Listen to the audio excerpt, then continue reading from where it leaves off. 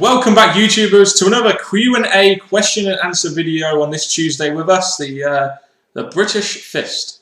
Good. Not Texan, as someone said in a recent video. We're definitely British. You can tell by the accents we've got. Maybe my previous life I was from Texas, but who knows? The previous life, eh? Oh, yes. Oh, my previous life, I lived in Lapland. I was one of Santa's little helpers, and then I grew up.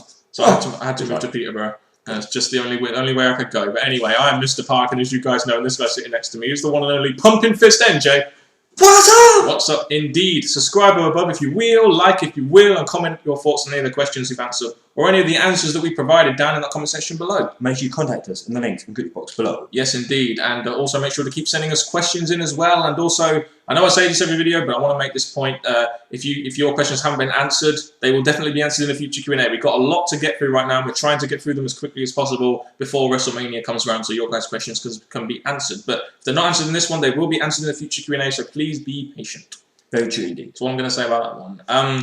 Right, let's get onto this Q&A then. So these questions can be answered, NJ? Oh, of course. Warlocks27, number 3 questions for us. Do you think Bobby Lashley will ever come back to WWE or TNA? I don't think so. Big guy, could dominate, but no. No, I mean, he tried his trade in WWE, he tried his trade in TNA, and he kind of failed at both. Could be argued because of the pigment of his skin. Could be argued that it was because maybe he just wasn't talented enough to be a top guy. Wasn't that good on the mic. His character didn't match his build. So many different reasons there. But I mean, the pigmented reason I bring up was because Vince McMahon, I feel, is a tad racist. But that's just me. No, he won't. He probably won't. If he does, though, would probably do all right, I guess. He'll probably go to TNA more than WWE, because WWE are going to stick to their agreement that he's not suited for this. Yeah, to be honest, if he didn't work then, why would he work now, 5 years later? Do you guys think WWE will ever push Kofi Kingston and R-Truth to give them some titles? No. I think they'll keep pairing up to give them a tease in that, but I don't see them being there enough to become champs. My question is, why the fuck are they a tag team?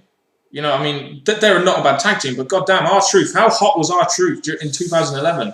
He was in the main event at one point, getting the most heat on Raw and in the main event scene. And I know Kofi hasn't had the best push, and he's been involved in tag team action, but just why would, with Vince McMahon's lack of focus on a tag team division, why the fuck would I think that he's going to push this team? Well, I see Truth. He could have gone higher after the feud with Miz, probably into the main event scene. Kofi back to mid card, and the tag I think is a step down for Kofi, but yeah. Definitely a tag team title shot would definitely be a step down for Cody Rhodes, bro. Oh, of course it would. Definitely so. That wasn't a botch.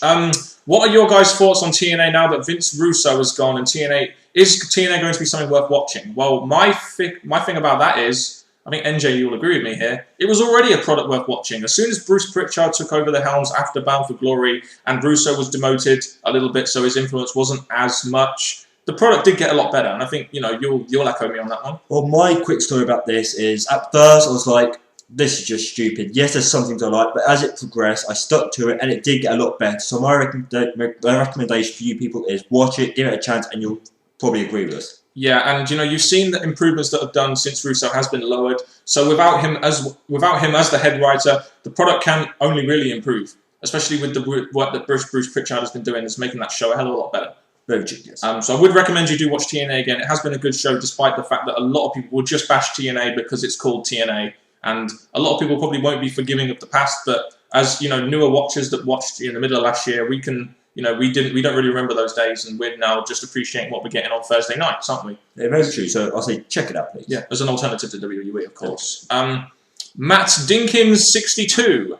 How much power does Triple H have with management? I heard a rumor that he didn't want Chris Jericho to win the Royal Rumble, so he persuaded management to change it to Sheamus. I would like to know your thoughts on this question. I think it's very obvious Triple H has a lot of power backstage just because of his relationship with Stephanie and Vince McMahon. He has a relationship with Vince McMahon? Well, yeah, he's his son-in-law.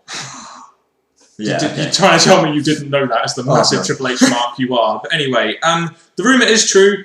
Chris Jericho was originally there to win the Royal Rumble, but I kind of think it was a good idea to make Sheamus win the Royal Rumble, because you're giving that younger guy, a guy who hasn't really yet had a defining moment, a defining victory at a Royal Rumble, when Chris Jericho really didn't need it, really, to get into that feud with CM Punk. Sheamus needed it a lot more than Jericho. Well, my answer to that would be it would have been predictable if Jericho won because everyone knew the rumour that he was going to go and face Punk. Yep. So the fact they gave it to Sheamus instead of Jericho led to a whole more storyline after the Royal Rumble. But we all know that Sheamus is very good friends with Triple H, and he was responsible for his initial push in 2009, which kind of fell a little bit flat. So it comes as no surprise that Triple H may have persuaded management a little bit to put Sheamus through, but I think that was the right decision personally. It was. It's not very often I agree with Triple H, but I do think that was the right decision. And any chances that Mick Foley will wrestle at WrestleMania? We did have a while back, we did have a kind of hint, didn't we, with that thing between him and Ziggler. And at the time, we were thinking, God, a Ziggler and Foley feud would be awesome. But we haven't seen him since. It doesn't look like we're going to see Mick Foley at all, especially seeing as it would take him a good 3 months to really get into shape, and he hasn't really got that time now. No, with Mick Foley making the regular appearance in WWE, I really thought there's going to be a hint of him getting involved for WrestleMania, especially at those segments with Ziggler, but the WWE just threw out the window, and now Ziggler's floating around doing nothing. Yeah, and to be honest with you, a lot of guys out there think Ziggler should be in the main event, and as much as I would like to agree, the guy isn't ready yet, and I think WWE, you're right, they were telling you this guy isn't ready yet because they're giving guys like Cody Rhodes, CM Punk, Sheamus matches on the card, but they're getting Ziggler really involved in very little, unless he's involved in this Laurinaitis Long thing. Might get him on the card, but who knows. We'll move on. WWF is not WWE. Oh, that's an awesome... Why didn't I think of a more original screen name? WWF is not WWE. It really isn't, is it? But there we go. That's just what time does on the business, brother. Do you think WWE these days is too much talking and not enough wrestling? Well, they have moved away from the whole wrestling thing, haven't they, with them being now more sports or entertainment orientated. They're trying to entertain more casual fans, and a lot of casual fans, believe it or not, aren't really that interested in seeing wrestling. They're more interested in seeing entertaining storylines and characters and stuff. Well, we do complain that matches short, which I'm going to bash WWE for, because matches are short, they should be longer. But when it comes to promos, you've seen WWE, they cut a good promo with the right talkers. They're awesome, very good for the matches. So in a way, you could complain that the match is too short. The promos they give, the majority of them are pretty good. I mean, essentially, it's all about balance, and I do think there isn't enough wrestling on the show. But at the same time, you need to create some kind of balance because you've got fans like us who like wrestling. You've got casual fans out there that might not care too much about the wrestling, but will watch WWE for the interesting storylines, characters, developments, etc. So there's a lot to be said about that question. It'd be interesting to know your guys' thoughts on this. Do you think WWE these days is too much talking and not enough wrestling? We're just trying to look at it from a very unbiased standpoint, and I'd love to know we both love to know your thoughts on this. So give us your thoughts on that in the comment section, of course. You and Stars. I know you're going to like this question, NJ. If Batista was to come back, who would you like to see him feud with, and do you think a WrestleMania return would be good for Batista, or could he maybe come back at SummerSlam? One name. John Cena! Batista and Cena had a great match at WrestleMania 26, and, unfortunately it ended with Cena basically putting Batista out of the company. I mean, Batista left on his own accord, of course, but I would love to see Batista back. At this point in time, he's not really going to make it back into WrestleMania. If he does, that is assuming he does return. If he does return, the best time to make him return would be after WrestleMania, and maybe have him come back nearer to SummerSlam. But I don't see him coming back. But if he did come back, like you said, I'd love to see him have another feud with Cena. That's the thing. I would love Batista to come back. He's a big guy that WWE love. He's a guy that had big things in the WWE, Evolution, then the main title. So he had things going for him, things that people liked. And the fact that it was Cena who took him out, why not him come back, screw Cena, get back in a feud with Cena, and become the dominant animal again. But the WWE, and what Batista has said, the PG era is not for him. Yes. There's a big chance he won't come back. Exactly. So the chances are, he's probably definitely not going to come back. But if he does, there is a lot of things that WWE could do with him. Let's face it, at the moment, they've got guys like Jericho and Rock. And they do, if they brought in a guy like Batista, a great star of the past, it would be very good because you at least could have someone to put young talent over and set up the next generation. They do need more people like that in WWE, don't they? Even though they should control the talent they have, it is the old talent that could maybe give them that big push that they need, so yes.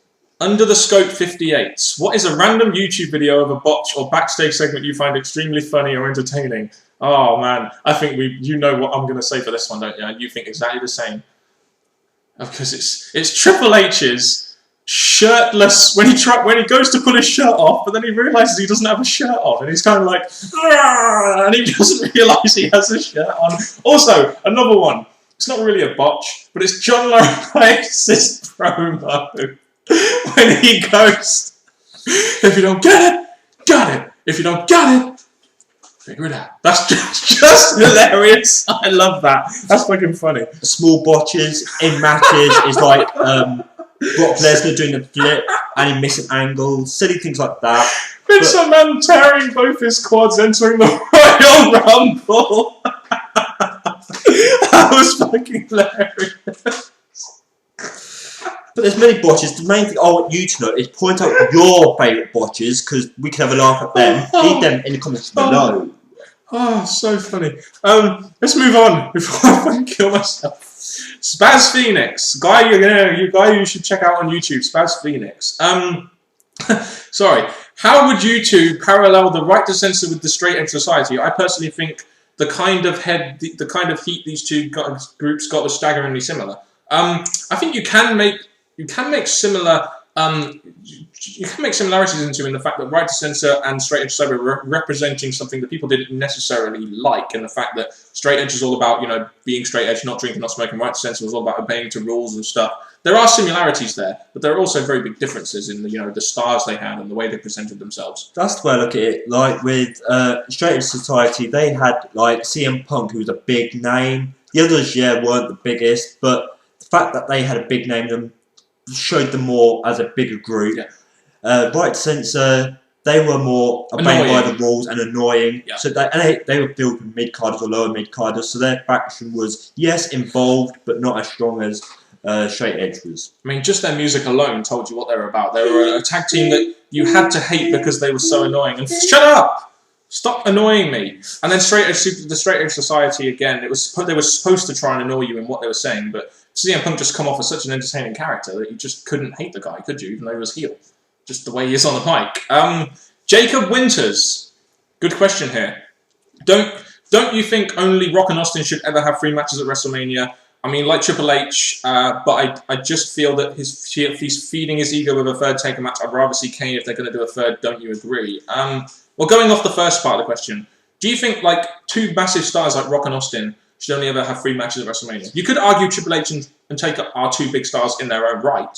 Well, let's go with the first part. Rock and Austin, they had a big feud that got replayed over and over again. Only really happened at Mania, didn't it? Very true. The fact they happened at Mania, I think that was a big draw to the feud they had and the feud they had against each other. So that replay, that match, I'm all for it. Go with 3 times. Triple H and Taker, I would have rebunched it for 2, just like Shawn Michaels did. They've maybe pushed it to the 3rd one, but that's just how I see it.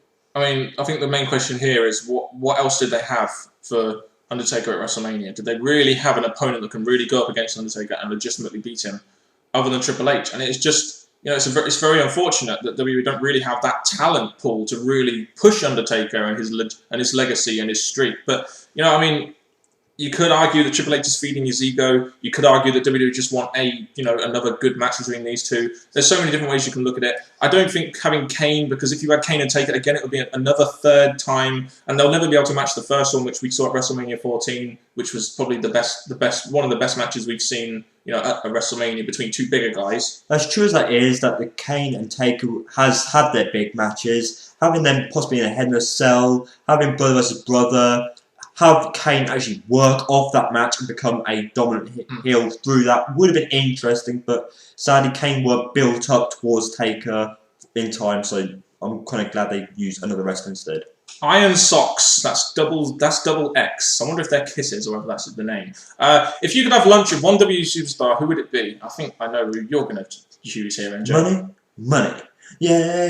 No, it would have been Crime Time, but no, it is none of them. They would steal your lunch. And your money. And your wallet. It would have been none of them. And your necklace. They'd probably steal that as well. It would have been none of them. Triple H! Yeah, I mean, plane riding or what? Yeah. Limo riding. As long as Ric Flair would accompany him, you'd probably get that. For me, you guys know I'm a Cody Rhodes mark. I would love to go to lunch with Cody Rhodes. You are? Well, Cody Rhodes? Yeah, I'm a Cody Rhodes mark. Did you not get that point from the stuff I've been saying about Cody Rhodes in the reviews, NJ? I'm surprised, people. I'm seriously down. Sorry, that's the guy who I had lunch with. Big mark. Big mark. Yeah, massive mark for Cody Rhodes, number 1. But yeah, I mean, Cody Rhodes. I mean, anyone else you think would be like legitimately interesting to talk to over the lunch table? Vince McMahon, so we can tell him how our opinions are, and he can have a good conversation with us.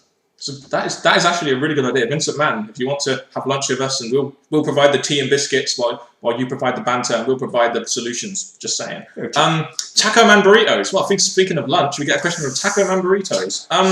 Can you list the 5 best and worst pay-per-views of the 80s, 90s, and 2000s? This is going to be especially difficult for us because we never really lived most of the 80s or the 90s. We'll give you the best we can. WrestleMania 3 is a massive standout pay-per-view from the 80s. In the 90s, WrestleMania 14 is another massive standout pay-per-view just for what it did for the business. You know, what about... majority is WrestleManias, but when it comes to best, like sometimes we always agree they do put on a really good match or event. Yeah, 2002 will always be a good SummerSlam. WrestleMania in the 2000s, WrestleMania 17. SummerSlam 2007 was a shit pay-per-view. December to Dismember was a shit pay-per-view. What other shit pay-per-views do we have that we really never like? WrestleMania 15 was another shit pay-per-view from the 90s. Well, mostly ECW kind of pay-per-views. Well, the One Night Stands ones were pretty good. The December to Dismembers were never really that good. Well, as much as that is true, I would really want to ban the ECWs. They should have kept the whole WWE ones because they were brilliant. But I'm not bashing the ECWs, they just weren't the best for me. But pay-per-views that stood out as ones that we didn't like. SummerSlam 07 will always be one of the worst pay-per-views I've ever seen. WrestleMania 15 as well, just terrible. WrestleMania 16 could even be in that list. Yes, there's the ones we'll talk about here. Yeah, I mean, just there's so many, again, just leave us your opinions on it. Well, really. recent WrestleMania, yeah. Yeah, what, 27 and 26? That had good matches, but overall, not good. But yeah, like I said, this is a question we got off the top of our heads, but interesting to see your guys' opinions on this. And we're going to answer 2 more questions now before we end the Q&A. Jennings Slayer 314 asks us 2 questions. What is the best of Mick Foley's personas in your opinion? I think, for me personally, it was Cactus Jack. I always loved the Cactus Jack gimmick. I know you were a bigger fan of Mankind. Well, Cactus Jack was a serious character, and it proved in his matches and the matches he had against certain wrestlers. But Mankind, more comedy and added something to it. And it's just Mankind had things like the world title going for him, so I'll say Mankind. And Cactus Jack simply because of that feud with Triple H that he had. And I always enjoyed, I mean, that was when I first started watching wrestling. I always enjoyed his work as Cactus Jack, especially at WrestleMania 14 when he had that tag match with Chainsaw Charlie against New Age Outlaws. That was awesome. But who can forget the Dude Love gimmick? That was, oh God. Vince McMahon really did not like him, and there was a feud going between them. Very good overall. Alright, question number 2. Which pay-per-views in the WWE can get away with having less than 5 matches? Before we actually go on to our legit answers, I'll say none. I don't think a pay-per-view can be good with just 5 matches. I think that pay-per-view being 3 hours long needs to have at least 6 matches, but definitely more. There are pay-per-views like Survivor Series and Royal Rumble, as James Slayer mentioned here, that can possibly have less than 5 matches because, you know, you've got the Royal Rumble, which is an hour. Survivor Series can have a couple of Survivor Series style matches in there, which generally take a long time. But there are pay-per-views with 2 big matches, like the gimmick ones, which can maybe have 5 matches or less. That's what I would say. The Royal Rumble, you do obviously see that as the hour or hour plus match. But the matches that I think, or the pay-per-views I think, could do it 5. Or was like Money in the Bank. They got 2 Money in the Banks, giving us time. They'll generally go half an hour each, like Elimination Chamber as well. Elimination Chamber, Hell in a Cell. If they did have 2 big Hell in a Cells, maybe. But overall, they should be trying to concentrate on giving us enough matches to fill up the card. Definitely so. That's our opinions on that. So that's another Q&A from us, the British Fist, of course. So give us your response to some of the questions and stuff. We'd love to hear some of your opinions on the answers we've given and the questions we've got down in our comment section, of course. And make sure you keep sending us your questions in as well. Like we said before, we want to get to number 52 so we can do like a year anniversary Q&A. That would be pretty awesome, wouldn't it, NJ? Very much indeed. So please keep your questions coming in so we can keep on answering them. Get us to 52. We'll make the 52 one extra special somehow. Until next time, people, from Mr. Parkin and me and Jay, thank you very much for watching another video, and goodbye.